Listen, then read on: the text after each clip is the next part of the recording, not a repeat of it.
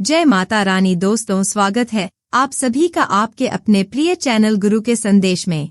हिंदू धर्म में कालाष्टमी का दिन बहुत पावन और महत्वपूर्ण माना जाता है। कालाष्टमी का दिन भगवान शिव के रौद्र रूप भगवान काल भैरव को समर्पित है।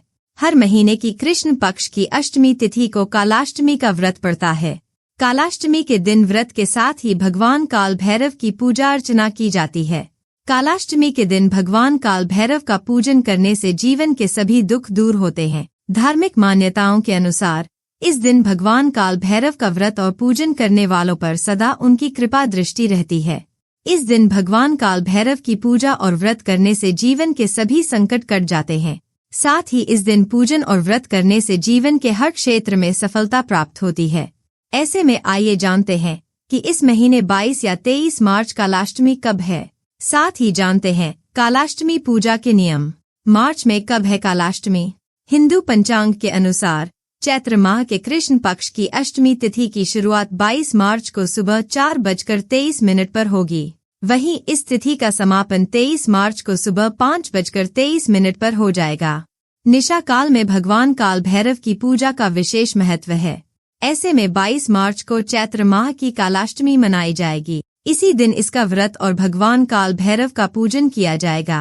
इस दिन निशा काल में पूजा का शुभ मुहूर्त देर रात 12:04 पर शुरू होगा। ये मुहूर्त 12:51 पर समाप्त हो जाएगा। पूजा विधि। कालाष्टमी के दिन सुबह उठकर स्नान करके साफ वस्त्र धारण करना चाहिए। फिर एक चौकी पर भगवान काल भैरव की प्रतिमा या तस्वीर रखनी चाहिए। भगवान भैरव को धूप, दीप, नैवेद्य आदि चढ़ाना चाहिए। कालाष्टमी की व्रत कथा सुननी चाहिए। दिन भर व्रत रखकर भगवान का ध्यान करना चाहिए। शाम को चंद्रमा के दर्शन के बाद व्रत का पारण करना चाहिए।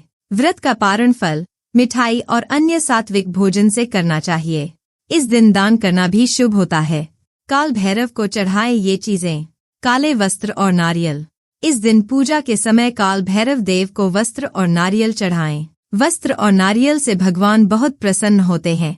जो भी इस दिन पूजा के दौरान भगवान को वस्त्र और नारियल चढ़ाता है वो उसके पूरे परिवार की रक्षा करते हैं। काल भैरव देव को वस्त्र और नारियल चढ़ाने से शुभ फल प्राप्त होते हैं। ऐसा करने से कामों में सफलता प्राप्त होती है। सुपारी। हिंदू धर्म शास्त्रों में सुपारी बेहद शुभ मानी गई है। इसलिए कालाष्टमी पर पूजा के समय भगवान काल भैरव को सुपारी अवश्य ही चढ़ाएं। जो भी भगवान काल भैरव को सुपारी चढ़ाता है उसके जिंदगी में आ रही मुश्किलें दूर हो जाती हैं। पान और काले तिल।